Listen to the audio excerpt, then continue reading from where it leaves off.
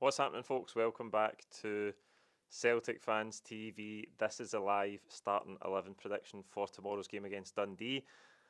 At least I think it is, because I'm aware that the club just released that statement an hour or so ago saying that there's been some damage to the stadium today, so they're going to judge it tomorrow as early as they can, whether the game will be able to go ahead or not. However, I was still planning to come and do the starting 11 prediction, so here I am.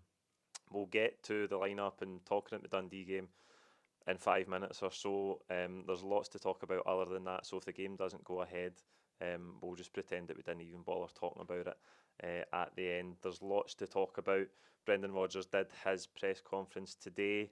The first things first, I hope this live stream has a better connection than that press conference had. That was torture to try and listen to.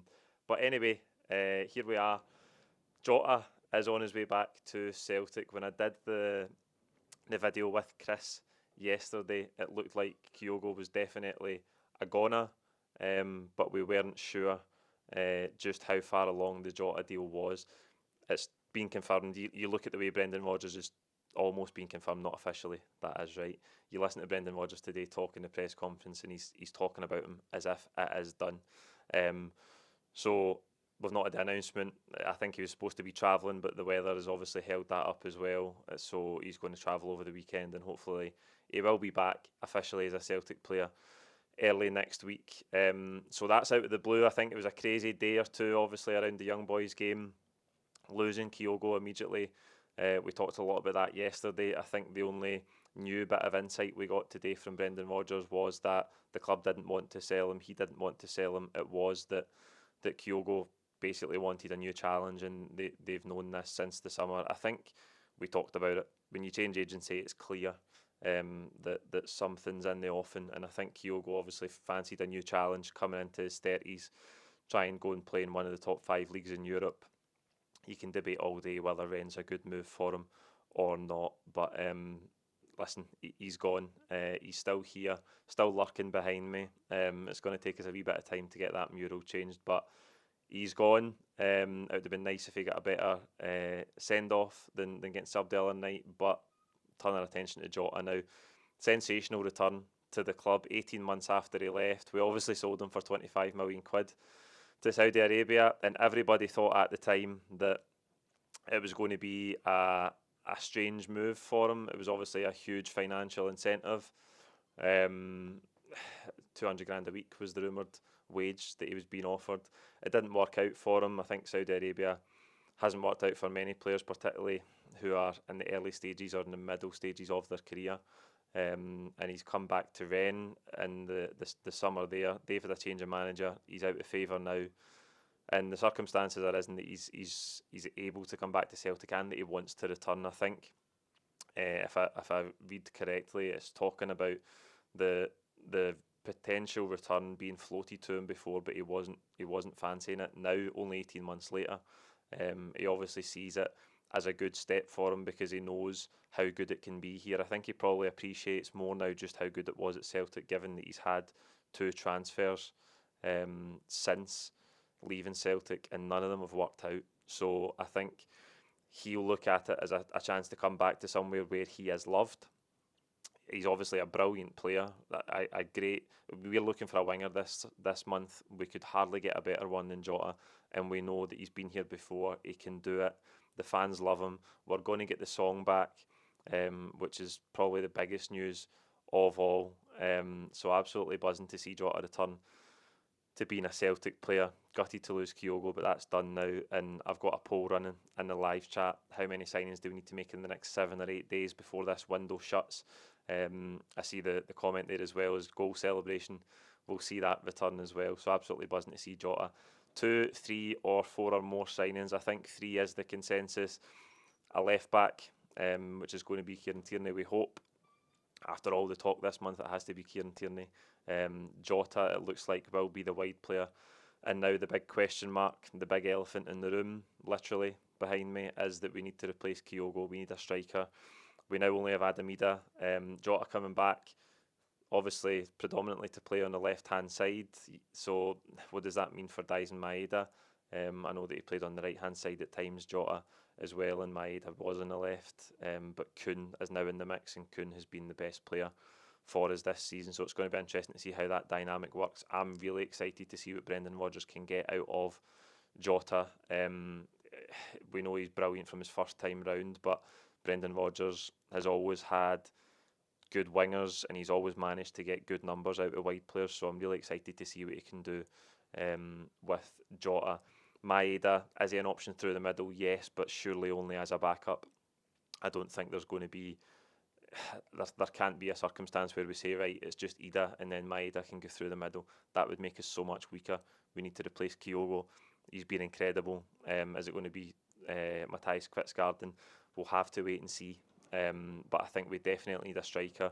So it's Tierney, SP's commenting, Tierney, Jota and a striker. I think that's what everybody wants, and I think that if we can get a striker of good quality in, along with Tierney and Jota, you might be able to make the argument that we're stronger than we were coming into this window. So I just want to get to some comments. Jerry Guthrie, too much debris, can't see it being on. McLaughlin, it'll definitely be off because the damage is to the roof. So Paul McLean, the game isn't off yet. It might be. We don't know. We'll just need to wait and see. It's been incredible, the weather today. Absolutely incredible. Whether or not it's going to go ahead, we don't know. But we're here to talk about the transfer news anyway. Buzzing to see Jota come back. I'm actually surprised how open Brendan Rodgers was about it, given that the official confirmation hasn't been announced. Get Jota Palma and give Jota number 7. Let us know in the comments if you'd like to see Jota wear number 7. Maybe if Palma does end up being loaned out or moved on this month, Jota could take number 7. I think he would be a more befitting wearer of it. We've had a lot of underwhelming number 7s, let's say, since 2004. Brooklyn Woods is Jota getting his number 17. He might want 17 back. Some players are superstitious. Some players, if they're coming back somewhere and they've had a good spell the first time, he might want to have his old number 17 back. The question is this his second spell or his third spell at Celtic? Because we had him on loan, then we got him back permanently. He only spent one season with us and left, and now he's coming back, so it's got to be his third time. Wishy Tom, does Kyogo leave and unsettle Maeda and Hatate? So I think that's a key question. Kyogo's obviously been such a figurehead for this era, for this team, for Postecoglou's sort of rebuild in 2021. He's been a huge player, and obviously Hatate and Maeda, who joined a few months later, have been massive as well. It doesn't strike me that Hatate was really that close to Kyogo. I'm not particularly sure about Maeda, and I'm just judging that based on some pictures I've seen from international duty and stuff like that, which I'm probably reading something out of nothing. But I don't think it does. We know Hatate would probably like to move on. Is that going to be in the summer? I don't know. I think the main thing for him is, can he get his form to a point where somebody's interested in taking him in the summer? I think if we were the hardest one to lose in my eyes would be Dyson Maeda, because he's such a key player in terms of how we play, and we might see that next week at Aston Villa. And then if he's going to miss the playoff games as well, he's a massive player for us. There is an element of the changing guard of the Postecoglou era to a Rodgers team, and the more people we lose from Postecoglou's team, we obviously, just as Brendan Rodgers came in, we lost Starfelt, we lost Jota before he had the chance to work with him. Those were big players for Postecoglou. Now Kyogo's gone. If one or two more go, these are key moments for us in terms of resetting, because these guys have come in and been incredible. So that's where the recruitment operation has to be absolutely spot on, because you can't lose your big players and not replace them with adequate quality, because that's where you end up suffering from a drop-off. So there's lots of pressure on the recruitment team and the board to get these signings right. I know we've only lost Kyogo as it stands, but he was a key piece of the puzzle. Maybe a diminishing key piece of the puzzle, which I accept, but it's going to be huge what the board do in terms of replacing him. And if there is going to be more players moving on, if it is to be Hatate or whatever in the summer, we've got to make sure that we get that balance right in terms of bringing new players in and not suffering from a huge drop off. Right, let's turn our attention then to Dundee. It almost doesn't feel right now, given there's so many comments saying that the game's never going to be on. Brooklyn, any more news on KT? No, I think the other day there, before the Jota news came out, there was a report that he was on the verge of signing a pre-contract, which if you go back a week before that, there was the exact same story that he was on the verge of signing a pre-contract. He's still coming on for Arsenal. He played in the Champions League the other night for Arsenal. So I guess we'll just need to wait and see. The talk a week or so ago was that if we secured qualification, we would try and get him back this month. Whether Arsenal are going to do that now or not, who knows? I didn't expect him to be playing so often for Arsenal this month. So maybe it's not as clear cut that he just comes back this month on loan and then we get him back permanently in the summer. It might just be a pre-contract. But thinking about Dundee tomorrow, I can see the group chat's going wild as well, actually, with pictures of the stadium. So we'll talk briefly about it and I'll run through a team just in case the game will go ahead. I'm not going to do that disclaimer once more. We obviously did 3-3 draw against them up there just 10 days or so ago, where they were really good second half, and credit to them, and they came out and they were aggressive, they pressed us, they had us rattled in that second half, and we rescued the point with Engels' penalty. A different complexion in a home game though for us. You'd expect us to go and dominate the ball and play expansively. You'd also expect a couple of changes after the energy the players put into the game the other night. I think the energy first half was really incredible for the team. I think we were brilliant in that first half. There was maybe a slight dip just after the hour mark, but we found something in us to get the winner, and that was all we needed on the night. So I think there will be some changes. Brendan Rodgers has been a huge fan of rotating the squad game to game all season, and I expect that to continue tomorrow. So let's have a quick look then, just in case, at what I think the team will be tomorrow. Casper in goals, who was absolutely incredible the other night. That double save, as I said to Chris last night at the game live, I thought the first one was blocked by Trusty. The first save is absolutely incredible. It nearly defies physics. It looks like the ball's by him, and he somehow manages to get two really strong hands to it, and then he makes the second save as well. I think a couple of other moments in the game, obviously the one right on full time where he does well to gather the ball as well, which has been such a huge signing for us, and I'm delighted that he's secured for another year, and we're going to have him until the summer of 2026, the end of next season. It's way too early to even talk about this, but we're going to have a hell of a job replacing him because I think he's absolutely top drawer. So right back, I'm going Johnston, Carter Vickers, Trusty and Taylor. No changes to the back four. Didn't think Johnson had his best night the other night. He's maybe another one suffering from possibly the number of games that he's played. Could you make an argument for Ralston to come in a game like this? Maybe. Again, Taylor came off, Valle came on. Valle does well in the build up to the goal, but I thought he actually struggled to adapt when he just first came into the game.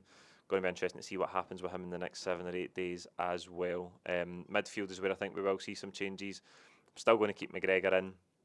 Incredible performance the other night. Again, he's another one that's played so many games, so you could definitely make a case for him coming out. McCowan, I think, will come in for Engels, and I think Bernardo might replace Hatate. I think both Engels and Hatate were good. Hatate was better than Engels for me the other night, hands down. I think Engels had some good passes and some good moments in the game, but he had some other really, really shaky ones. I think they both looked tired late in the game. Hatate obviously not that tired because he produces a moment of absolute brilliance. The sort of double touch, which again, watching it back, I didn't really pick up on just how good that was live at the game, the double touch. One foot to the other and then he wraps it round with his left foot. Brilliant bit of quality, but I think he might come out. McCowan and Bernardo deserving of starts. I suppose that's the midfield that did play up at Dens. Struggled second half, Bernardo particularly. I was surprised to see McCowan come off before him. But I think those two, being the fresher players, might get the nod if the game does go ahead tomorrow. And the front three, Kuhn on the right hand side, Maeda on the left, and definitely not Kyogo through the middle. That'll be the last time I see Kyogo through the middle on a starting 11. Ida, you would expect will lead the line if the game does go ahead, and I think it's a big moment for him the other night. Again, it's hardly a piece of brilliance where you think, well, his confidence will be sky high now, but he makes a good run, he times it well, he gets his body in there, he gets the shot away, and he does have a huge role in the goal, and it's a pivotal goal for us.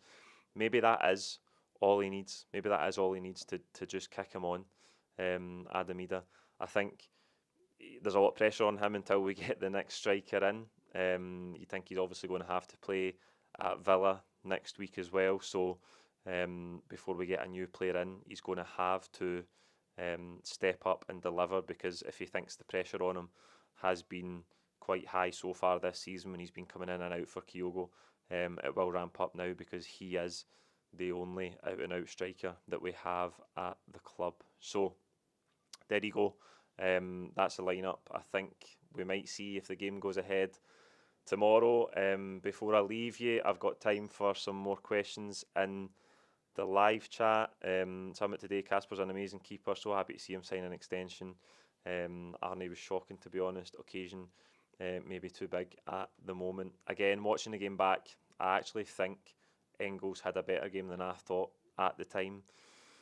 He did have some nice passes. He obviously puts the ball through for Kyogo's first goal, which is offside. He nearly has a brilliant assist for Maeda early in the second half, where he just sort of stabs his foot into the ground and sort of curls a nice pass round. It's just too close to the keeper.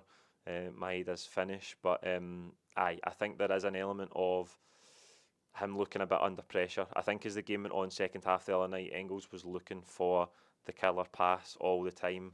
When there was it was right in the spell of the game where we just had to get a foot on it and calm things down, and he had easier balls to play, but he was looking for a pass in behind, and he was looking for the killer pass, and he didn't get it. He was giving it away a bit too often. But listen, the constant over-analysing of Engels is going to continue, because he's a record signing. I talked about that last week. GR, don't change the mural, mate. Kyogo will always be part of the club, and that isn't that the image from the amazing performance against Hibs in the League Cup final? It is. I'm definitely going to change it though, just to freshen things up in here. I've got some other things I'm going to do in the studio to change it up as well in the next wee while. So I'm going to change it. Again, I think I know what I'm going to do, but you guys can shout out. There's a few brilliant shouts last night. Everything for Paul McStay to Anton Wogan to Bobby Murdoch to a collage of just about every player you could imagine. So hopefully in the next, I don't know, few weeks to few months, we'll have a new mural behind us. Right, any more questions? Chris McGrath, do we still need KT for this season? Taylor and Valle should be fine and get KT back in the summer. That might be what happens now. As I say, I think it's contingent on Arsenal. If Arsenal are using him off the bench and they've started to see a use for him again, maybe they won't see fit to let him go this month. That's a possible outcome. There's definitely no two ways about that. Taylor and Valle, yes, they could see us till the end of the season. It'd be nice to get Tierney back this month. I think he would be an upgrade if we could keep him fit on both the players that are there just now. But again, we'll just have to wait and see with that. So there you go. That's it for this live stream. Hopefully the game does go ahead tomorrow. If not, I'll make a video of some kind for you. There might be more transfer news. Maybe we'll see Jota arrive. I don't know, but I think the weather is to calm down. It's just going to be down to whether this damage at the stadium is going to cause any safety concerns. But if not, we'll see you on the full-time reaction tomorrow, and we'll have the post-match pint from Malone's as well. Thank you.